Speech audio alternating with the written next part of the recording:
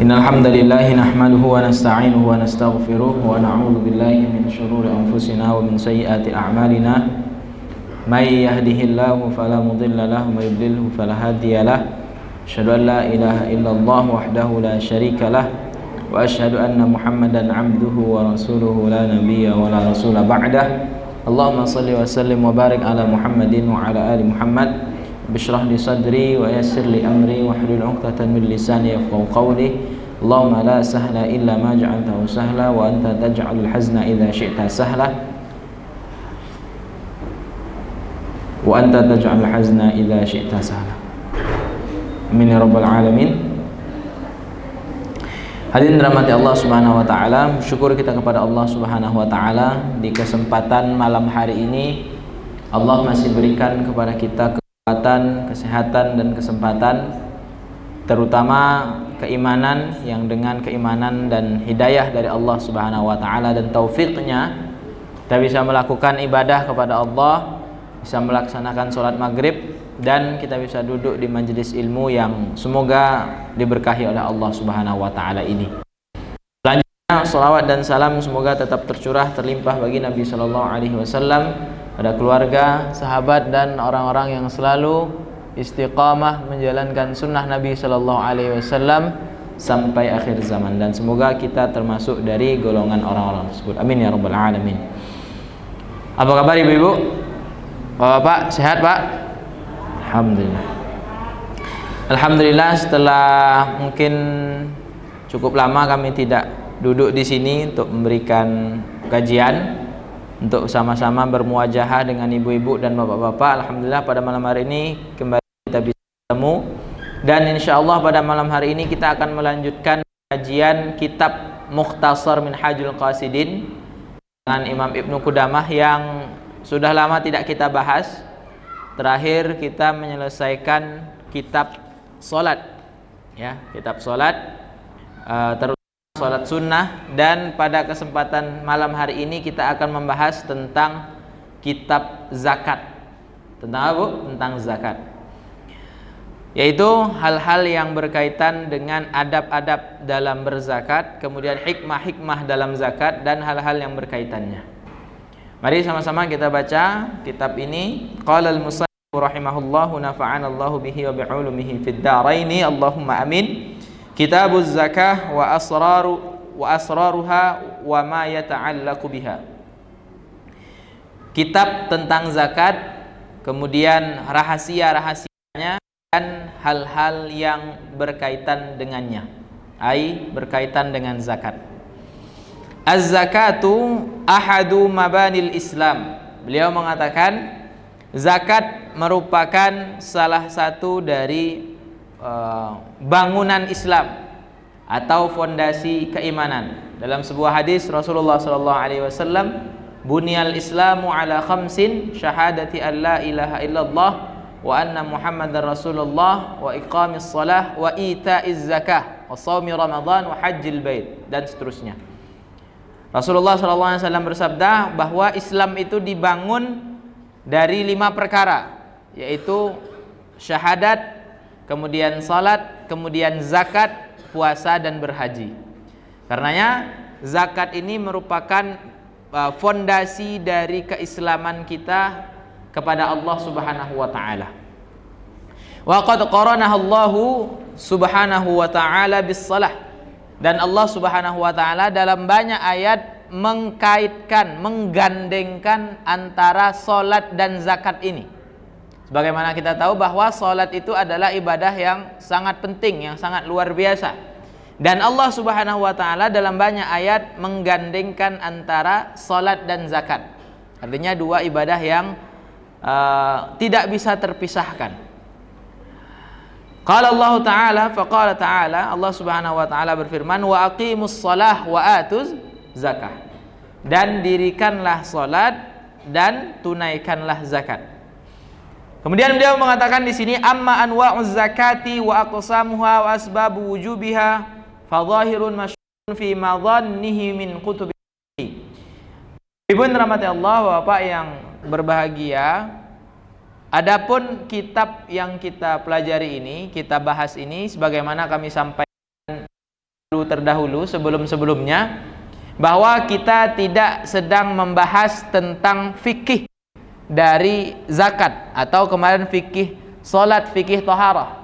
Tapi yang sedang kita bahas adalah hal-hal yang berkaitan dengan adab-adab dalam berzakat. Maka beliau di sini mengatakan, amma anwa'uz zakah, adapun macam-macam zakat. Macam-macam zakat itu ya kita tahu ada zakat secara umum ya, zakat mal dan ada zakat fitrah. Zakat mal nanti ada turunannya zakat emas, zakat perniagaan, zakat pertanian, peternakan dan seterusnya. Wa aqsamuha, kemudian jenis-jenisnya, jenis-jenisnya tadi emas, kemudian pertanian, peternakan. Wa asbab wujubiha, ya kan, haulnya berapa, kemudian nisab zakatnya berapa, kadarnya berapa.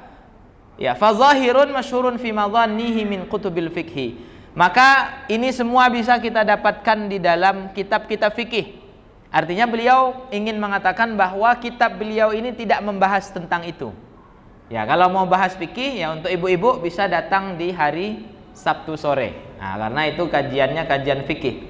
Kalau ini kitab Mukhtasar bin Hajjul Qasid ini kita tentang adab, tentang hati. Wa inna ma nadhkuru huna ba'da syuruti wal adab. Adapun yang kami sebutkan di sini kata beliau ada sebagian dari syarat-syarat dalam berzakat dan adab-adabnya. Jadi kita tidak membahas rukun-rukunnya, kemudian kadarnya dan lain sebagainya. Yang kita bahas adalah adab-adab dalam zakat. Beliau kemudian mengatakan faminasyuruti, dan di antara syarat berzakat itu yang pertama adalah ayyukhrijal mansusu alaihi wala yukhrijal qimata fis sahih. Hendaknya seseorang itu mengeluarkan zakat sesuai dengan apa yang Allah sudah sebutkan dalam Al-Quran dan apa yang telah disabdakan oleh Nabi SAW di dalam sunnah-sunnahnya. Wala yukhrijal qimata fis sahih, dan hendaklah tidak mengeluarkannya dengan qimah. Qimah itu dengan harga yang semisal dengan itu. Fis sahih, dalam pendapat yang sahih. Ini beliau sebenarnya sedikit menyinggung juga. Sebagaimana kita tahu bahwa dalam berzakat ini para ulama berbeda pendapat. Ada yang mengatakan harus sebagaimana nas Al-Qur'annya. Contohnya zakat fitrah. Zakat fitrah itu kan sebagian ulama mengatakan wajib dengan bahan pokok, ya. Atau zakat mal, kalau misalnya zakat emas ya yang dikeluarkan adalah emasnya. Kalau zakatnya pertanian maka yang dikeluarkan adalah pertanian apa yang kita tanam, ya kan? Kalau peternakan maka zakatnya adalah dengan hewan. Nah, maka sebagian ulama mengatakan tidak boleh dengan qimah atau dengan harga, artinya mengganti dengan uang. Misalnya zakat fitrah dengan uang, gitu kan? Atau misalnya zakat pertanian dengan uang, peternakan hewannya diganti dengan uang yang semisalnya, ya. Walaupun sebagian pendapat yang lain membolehkan, di antaranya adalah pendapat Imam Hanafi bahwa boleh mengeluarkan dengan apa? Dengan qimah, dengan benda yang semisal dengan apa yang harus kita zakatkan. Nah, contohnya zakat fitrah boleh dengan uang contohnya. Nah, di sini beliau mengatakan bahwa yang lebih utama itu adalah mengeluarkan sesuai dengan apa yang disampaikan dalam Al-Quran dan As-Sunnah. Ya, kalaulah kita zakat fitrah itu nasnya dengan bahan pokok, maka keluarkanlah bahan pokok. Kalau kita zakatnya zakat emas, maka keluarkan emasnya. Kalau kita berzakat dengan zakat pertanian, maka keluarkan pertanian, jangan diganti dengan uang. Nah, ini menurut pendapat beliau. Namun tidak ada masalah gitu ya, bagi yang mengikuti pendapat membolehkan mengganti dengan uang, tidak ada masalah, silahkan. Tapi di sini hanya pendapat dari Imam Ibnu Qudamah Al-Maqdisi. Nah, alasan beliau kenapa mengatakan demikian, fa inna man ajaza ikhrajal qimata inna ma talammaha saddal khullati faqat. Ya, adapun orang yang membolehkan mengeluarkan zakat dengan qimah, artinya diganti dengan harga yang semisal atau gampangnya dengan uang ini, beliau mengatakan ini hanya menyentuh sisi-sisi kemanusiaan atau melihat kebutuhan manusia. Ya kan, kalau kita baca pendapatnya yang membolehkan dengan uang itu karena salah satu alasannya orang hari ini punya bahan pokok. Ya, mungkin kalau kita berikan bahan pokok dia sudah punya di rumah. Tapi kalau kita ganti dengan uang, uangnya bisa untuk kebutuhan yang lain. Nah, ini artinya yang disasar di sini adalah kebutuhan manusianya. Nah, wasaddul khullati, dan beliau mengatakan adapun kebutuhan manusia itu laisa huwa kullul maksud. Untuk mencukupi kebutuhan manusia itu bukanlah maksud atau tujuan utama dari Allah memerintahkan zakat.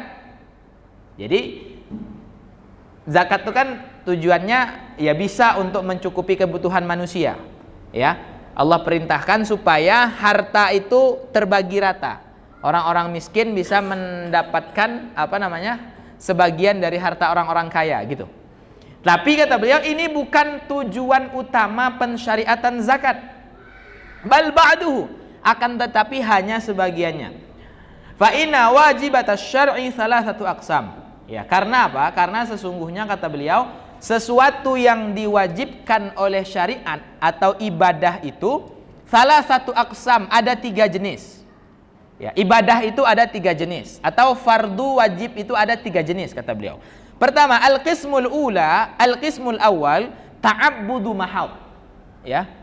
Yaitu ibadah yang tujuannya hanya ta'abbudiyah. Hanya untuk menjalankan ibadah kepada Allah. Dan ini tidak ada sisi-sisi muamalahnya. Karamil jimar. Famaqsudu syar'i fihi ibtila'u bil amali liyadhhar ubudiyatal abdi bi fi'li ma la yuqalu lahu makna. Contohnya apa? Contohnya melempar jumroh. Ibu tahu melempar jumroh, Bu, ya? Melempar jumroh ketika haji. Beliau mengatakan tujuan Allah Subhanahu wa taala memerintahkan seseorang untuk melempar jumroh ini hanya adalah untuk ibtila adalah untuk menguji seorang hamba ya dengan ibadah itu tadi. Mau ndak dia melakukan itu dengan suatu perbuatan yang ndak bisa kita akali. Maksudnya ndak bisa kita akali ini apa? Kita ndak tahu makna kenapa Allah menyuruh kita untuk melempar jumroh. Betul ndak, Pak? Kenapa kita disuruh Allah melempar jumroh? Ya karena Allah suruh. Kenapa kita ketika haji itu melempar jumrah? Gak tahu kita, gak ada alasannya. Ya karena Allah suruh gitu. Sebagaimana yang disampaikan oleh Umar bin Khattab. Umar bin Khattab itu pernah berkata kepada Hajar Aswad, wahai Hajar Aswad, ya kan, sesungguhnya aku tahu engkau ini hanyalah sebuah batu. Dan kalau bukan karena Rasulullah mencontohkan untuk menciummu, maka aku tak akan menciummu, wahai Hajar Aswad. Kata siapa? Kata Umar bin Khattab. Artinya apa? Mencium Hajar Aswad ini kan gak ada tujuannya. Ya tujuannya adalah untuk mencontoh sunnah Nabi SAW. Artinya ada ibadah itu yang gak bisa kita cari kenapa ini diperintahkan. Itu yang pertama. Contohnya apa lagi? Contohnya sholat maghrib 3 rakaat. Kenapa ndak 4 aja? Kenapa ndak 5? Ndak tahu kita. Kenapa kita sholat maghrib 3 rakaat? Kenapa, Pak? Karena Allah perintahkan. Kenapa kita sholat subuh 2 rakaat? Ya karena Allah perintahkan sholat subuh 2 rakaat. Ndak tahu kita alasannya kenapa. Nah ini namanya ibadah yang ubudiyah, ibadah mahdoh kata bahasa lainnya. Ibadah yang murni mahdoh adalah untuk mengabdikan diri kita kepada Allah Subhanahu wa taala, untuk mentaati perintahnya Allah Subhanahu wa taala. Li'anna ma yuqalu ma'nahu yusa'idu alaihi tab'u wa yad'u ilaihi. Ya, beliau mengatakan karena kalau misalnya ibadah itu ada alasannya, itu biasanya kita lebih mudah untuk apa? Lebih mudah untuk mengerjakannya. Kenapa kamu puasa? Ya karena puasa ini karena bisa untuk menyehatkan badan, ini untuk merasakan penderitaan orang-orang miskin gitu-gitu. Nah ini kita lebih mudah biasanya melakukannya. fala yudharu khulusul ubudiyyati bihi bi khilafi ma dzakarna. Ya, maka kalau ada alasan-alasan ini, itu tidak akan tercipta kemurnian dalam beribadah. Karena bisa jadi ada alasan lain seseorang itu melakukan amalan tadi. Nah, contohnya orang melempar jumroh itu kan tidak butuh, kita tidak butuh melempar jumroh. Ngapain kita lempar jumroh? Tapi karena Allah perintahkan, maka kita lakukan. Tapi kalau yang lain mungkin berbeda. Nah, contoh yang kedua adalah aksu zalik, lawan dari ibadah mahdhah tadi, yaitu ibadah yang itu bukan ubudiyah. Artinya apa ya? Bukan sifatnya ubudiyah. Wa huwa ma la yuqsadu minhu ta'abbud bal maqsudu minhu hadzun mahad. Ka qada'i dainil adamiyyin wa raddul maqsubi wa nahwu dzalik. Ya. Contohnya adalah apa? Contohnya kita membayar hutang. Ya, membayar hutang ini bukan sebuah ibadah yang itu ubudiyah, tapi murni di situ untuk menunaikan hak-hak orang lain. Ya kan? Atau mengembalikan barang yang digosop. Digosop itu mengambil barang yang sepele, ya kan? Misalnya ibu tak bawa sendal, bawa sepatu, nak ke kamar mandi, nampak sendal, pakai sendalnya dibawa ke kamar mandi, itu namanya gosop. Sedangkan itu bukan sendal masjid, sendal orang. Kita bawa itu gosop namanya. Nah, barang gosop ini wajib dikembalikan. Betul? Nggak boleh dibawa balik, gitu. Nah, mengembalikan barang gosop, kemudian membayar hutang ini adalah ibadah yang dia itu bukan sesuatu kewajiban syariat yang bukan karena nilai ubudiyah, tapi untuk menunaikan hak-hak orang lain. Ya kan? Wa kadzalika la tu'tabaru fihi an-niyatu walal fi'l. Dan ibadah-ibadah atau kewajiban-kewajiban yang seperti ini bukan ibadah ya. Mohon maaf, kewajiban.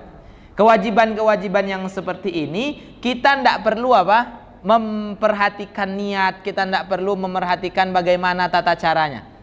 Contohnya kita mengembalikan mengembalikan hutang kepada orangnya. Nggak perlu kita niat karena Allah, ya, karena memang mereka gitu. Dan syariat tidak menuntut bagaimana cara mengembalikannya. Mau ditransfer, mau diberikan secara cash, tidak masalah. Karena dia bukan kewajiban yang sifatnya ubudiyah. Adalah untuk menunaikan hak orang lain dan menunaikan kewajiban kita kepada orang tersebut. Bal kaifa ma wasalal haqqu ilal mustahiqihi hasalal maqsud. Akan tetapi asal terlaksanakan hak itu, maka selesai urusan. Yang penting hutang itu terbayar, yang penting barang tadi, sendal tadi kembali kepada orangnya, selesai. Terserah mau kayak mana cara mengembalikannya. Kesepakatannya sama orang itu gitu. Kalau misalnya terkait hutang. Wa saqata khitabus syar'i fa hadzani qismani la tarkiba fihima. Dan ini dua tidak bisa disatukan. Wa ammal qismus tsalis, adapun contoh ubudiyah, kewajiban yang ketiga adalah fahuwa al-murakkab, yaitu kewajiban syariat yang di dalamnya ada hak-hak orang lain dan ada hak-hak Allah atau sisi ta'abbudiyah. Wa huwa ayyaqsuda minhul amrani jami'an, imtihanul mukallaf wa hadzul ibad. Yaitu ibadah yang di dalamnya tergabung dua sisi ini. Pertama untuk menguji seorang mukallaf, seorang hamba. Yang kedua untuk memenuhi hak-hak seorang hamba. Fayajtami'u fihi ta'abbudu ramyul jimar wa haddu raddul huquq. Fala yanbaghi ayyunsa adaqal ma'nayain wa huwa at-ta'abbud wa la'alla al-adaqu huwal aham waz zakatu min hadzal qabil. Fahadzul faqiru maqsudu fi saddil khullah wa haqqut ta'abbudu maqsudu syar'i fi itba'in tafasil wa bihadzal sani sarat az-zakah qarinatus shalah wal hajj wallahu a'lam bissawab. Nah, beliau mengatakan selanjutnya, adapun zakat ini, ya kan? Zakat ini ada dua sisi di dalamnya. Pertama sisi ta'abbudiyah dan sisi menjalankan hak orang lain, ya kan, atau yang berhubungan dengan muamalah. Dan beliau mengatakan sisi ta'abudiyah ini kadang-kadang terlupakan, maka tidak boleh dilupakan, harus diperhatikan. Maka dalam zakat ini, selain kita tujuannya adalah untuk membantu orang lain, untuk menunaikan hak-hak orang lain yang ada pada diri kita, harus diperhatikan sisi-sisi ta'abudiyahnya. Yaitu kapan kita memperhatikan sisi ta'abudiyahnya? Ya dari bagaimana kita menunaikan zakat tadi. Contohnya apa? Kalau Allah perintahkan dengan barang pokok, maka gunakan barang pokok. Tak perlu kita mengganti dengan uang. Kalau Allah perintahkan zakatnya dengan pertanian, keluarkanlah pertanian. Kalau Allah perintahkan zakatnya dengan hewan ternak, nasnya, maka gunakanlah hewan ternak. Begitu ya Bapak Ibu ya. Kemudian ya, hadirin rahmati Allah Subhanahu wa taala, kita masuk faslun fi daqaiqil adab al-batinah fi zakat, yaitu adab-adab yang bersifat batin dalam mengeluarkan zakat. I'lam anna ala muridil akhirah fi zakatihi wadhaifun. Ya kan? Ketahuilah bahwa sesungguhnya orang yang mengejar negeri akhirat, di dalam zakatnya ada beberapa hal yang harus diperhatikan. Ya. Apa saja? Al-wazifatul ula, yang pertama yang harus diperhatikan adalah ayyaf hamal murad minaz zakah. Ketika kita mengeluarkan zakat atau mungkin sedekah, ya kan, infak, kita harus tahu maksud dari zakat itu sendiri. Harus tahu tujuannya apa. Wa huwa salasatu asya. Ya, tujuan dari mengeluarkan zakat itu ada 3. Apa saja? Yang pertama, ibtila'a mudda'i mahabbatillahi ta'ala biikhraji mahbubihi.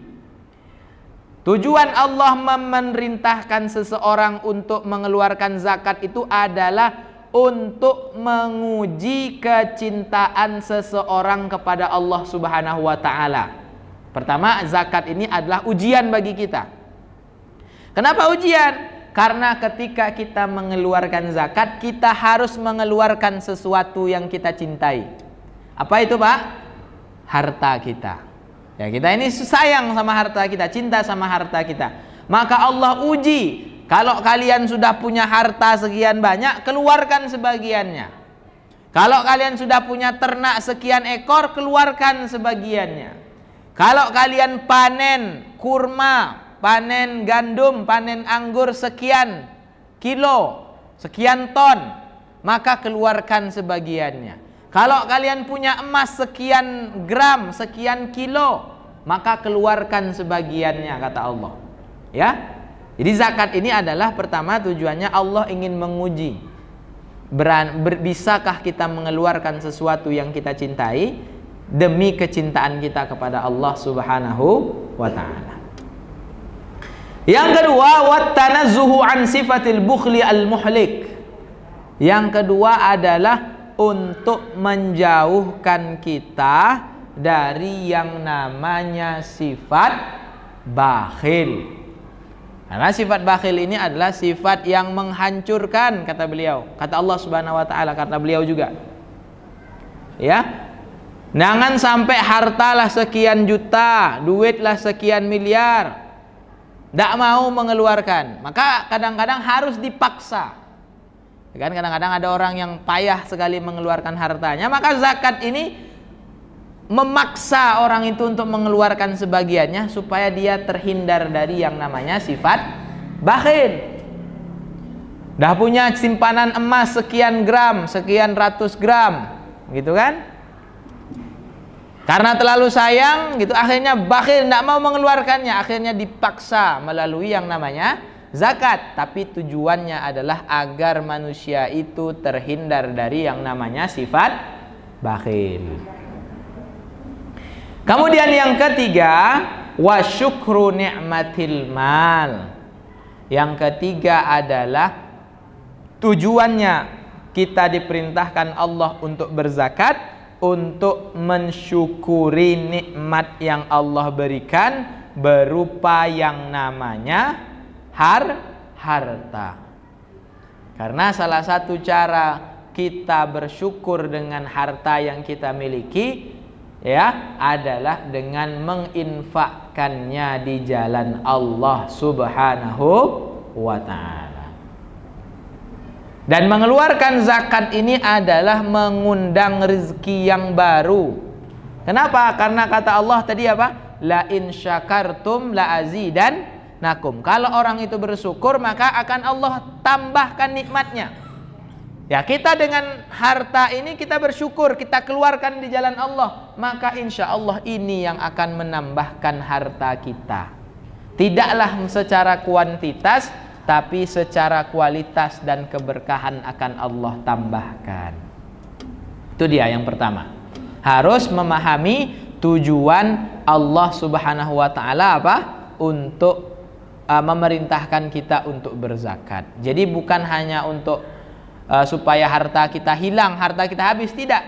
Banyak hikmah-hikmahnya. Yaitu apa? Pertama untuk menguji kita, yang kedua untuk menjauhkan dari sifat bakhil, dan yang ketiga agar kita menjadi orang-orang yang bersyukur. Kemudian yang kedua, al-wazifatus tsaniyah yang harus kita perhatikan dalam berzakat ini adalah al-israru bi ikhrajiha. Ternyata ibu-ibu bapak yang dirahmati Allah Subhanahu wa taala, beliau mengatakan yang harus kita perhatikan ini, sebaiknya kita ini merahasiakan zakat kita atau merahasiakan sedekah kita, ya kan? Apa kata Allah Subhanahu wa taala? In tubdus shadaqati fa ni'mahi wa in tukhfuha wa tu'tuhal fuqara'a fa huwa khairul lakum. Kalau kalian menampakkan sedekah kalian, maka itu dinilai oleh Allah Subhanahu wa taala sebagai pahala. Tapi kalau kalian menyembunyikan sedekah kalian dan memberikannya kepada fakir miskin, fahuwa khairul lakum, maka kata Allah Subhanahu wa taala itu lebih baik bagi kalian. Salah satu hadis Rasulullah sallallahu alaihi wasallam yang mengatakan bahwa ada 7 golongan nanti di hari kiamat yang mendapatkan naungan ketika tidak ada lagi naungan selain naungannya Allah. Salah satunya apa, Bu? Adalah rajulun anfaqa biyaminihi hatta la ya'lama shimaluhu ma yunfiqu biyaminihi. Yaitu seseorang yang berinfak dengan tangan kanannya sampai-sampai tangan kirinya tak tahu apa yang dikeluarkan oleh tangan kanannya. Artinya salah satu orang yang mendapatkan naungan Allah di hari kiamat itu adalah mereka yang menyembunyikan sedekahnya, termasuk menyembunyikan zakat ini. Maka lebih baik adalah disembunyikan. Kenapa ibu-ibu dirahmati Allah Subhanahu wa taala? Wa fil iza likaunihi ab'ada minar riya'i was sum'ah. Karena ketika seseorang menyembunyikan menyembunyikan sedekahnya, menyembunyikan zakatnya, itu menjauhkannya dari yang namanya riya, menjauhkannya dari yang namanya sum'ah. Karena kita tidak lagi memerhatikan orang di sana. Ya, kita tahu ketika kita berinfak, ketika kita berzakat kepada orang, tak pun dilihat oleh manusia. Yang paling penting yang kita inginkan adalah Allah melihat sedekah kita. Dan pasti Allah melihat apa? Zakat kita. Allah yang akan menulisnya sebagai pahala di sisinya. Wa fil izhari idlalu lil faqir. Dan kadang-kadang ketika kita menampakkan pemberian zakat ini, itu kadang-kadang merendahkan orang-orang yang fakir. Nah, maka beliau mengatakan yang lebih afdol itu adalah menyembunyikan zakat atau menyembunyikan sedekah.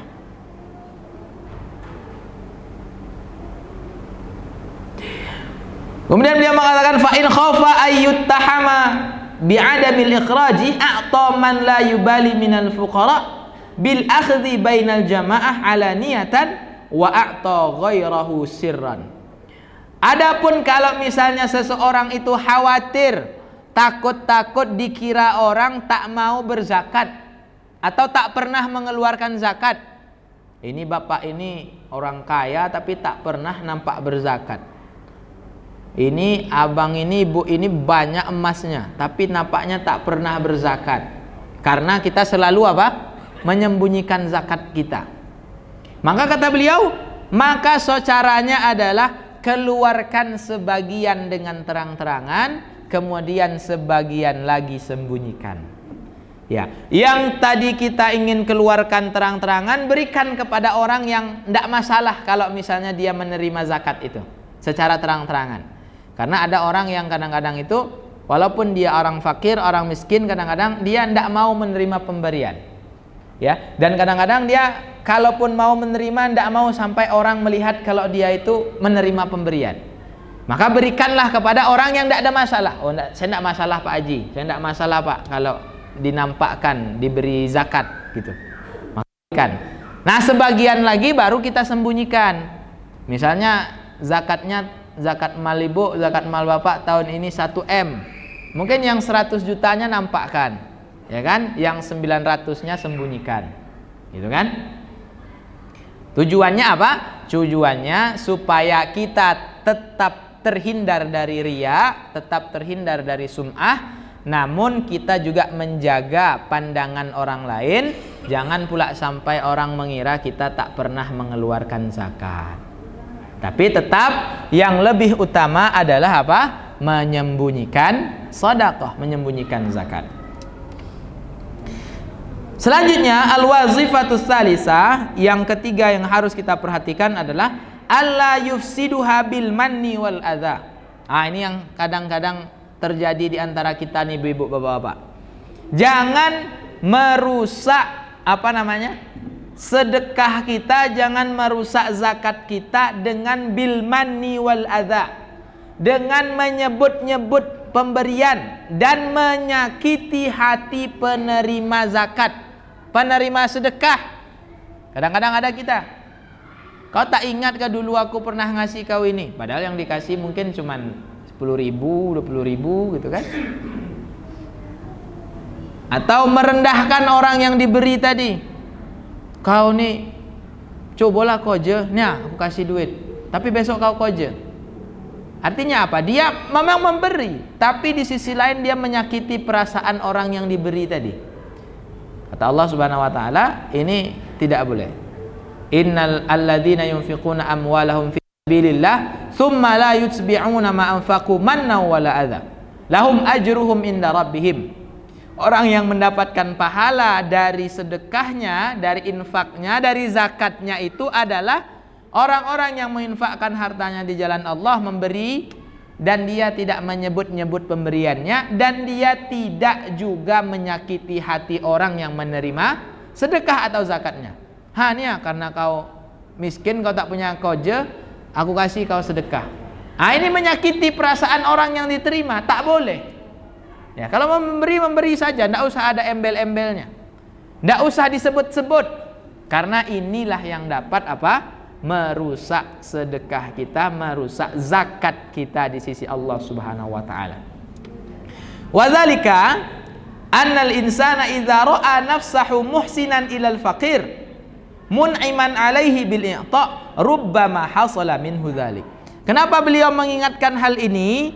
Karena orang itu bisa saja ketika dia melihat dirinya sudah berbuat baik kepada orang yang fakir, sudah memiliki jasa kepada mereka karena sudah memberi mereka bantuan, bisa mereka itu jatuh kepada perbuatan ini walau haqqaqa nadhru. Ya.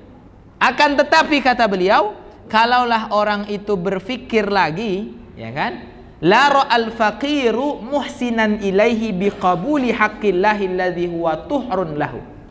Ini Bu, ini ada sebuah ungkapan yang sungguh luar biasa dari beliau. Kan tadi kata beliau jangan sampai kita menyakiti orang yang kita beri dengan menyebut-nyebut atau menyakiti perasaannya dengan mencaci orang yang diberi.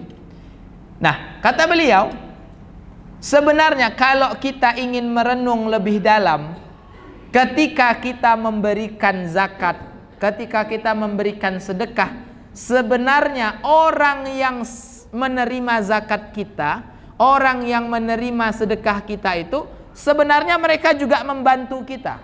Betul tak Pak? Kenapa saya katakan? Kenapa beliau katakan orang yang menerima pun sedang membantu kita? Karena mereka mau membantu kita untuk membersihkan harta kita. Coba kita zakat kemana-mana tak ada orang yang mau nerima. Tak mau nerima. Kayak mana kita mau mensucikan harta kita? Kan zakat itu kan untuk mensucikan harta fungsinya. Kalaulah orang kampung, orang sekitar kita tidak ada yang mau menerima zakat kita, kayak mana kita mau menunaikan kewajiban kita? Artinya apa? Sebenarnya orang yang menerima zakat pun, ya kan, sedang membantu diri kita, ya, membantu untuk menunaikan kewajiban kita sebagai hamba Allah Subhanahu wa taala. Wa idza istahdara ma'a dzalika anna ikhrajahu lizakati syukran li ni'matil mal fala yabqa bainahu wa bainal faqiri muamalah wala yanbaghi ay yahtaqira al faqira li faqrihi li anna al fadla laysa bil mal wala naqsa bi adamihi. Dan apabila seseorang itu menghadirkan ketika dia mengeluarkan zakat itu bahwa tujuan dia mengeluarkan zakat ini adalah untuk semata-mata mensyukuri nikmat Allah, ya, bukan karena ingin menjadi orang yang paling berjasa, bukan karena ingin dipandang menjadi orang yang baik, fala yabqa bainahu wa bainal faqiri muamalah, maka dia tidak akan lagi melihat ada jasa dia terhadap orang-orang yang fakir. Sehingga apa? Wala yanbaghi ay yahtaqiral faqira li faqrihi. Dia tidak akan mungkin menyakiti, ya, orang yang diberi tadi, orang fakir itu, ya kan, dengan menghina mereka karena kefakiran mereka. Karena sebenarnya kemuliaan itu bukan pada orang yang paling kaya, tapi adalah pada orang yang paling bertakwa. Apa kata Allah? Inna akramakum indallahi atqakum. Ya, orang yang mulia, orang yang paling banyak hartanya itu belum tentu paling mulia, maka sebaliknya orang yang fakir yang tak punya harta pun belum tentu yang paling hina. Maka kalau kita berinfak, maka kita berzakat itu semata-mata niatnya hanya untuk mendapatkan ridho Allah, maka kita tidak akan melihat bahwa kita ini adalah orang yang berjasa terhadap orang yang menerima zakat kita, menerima sedekah kita.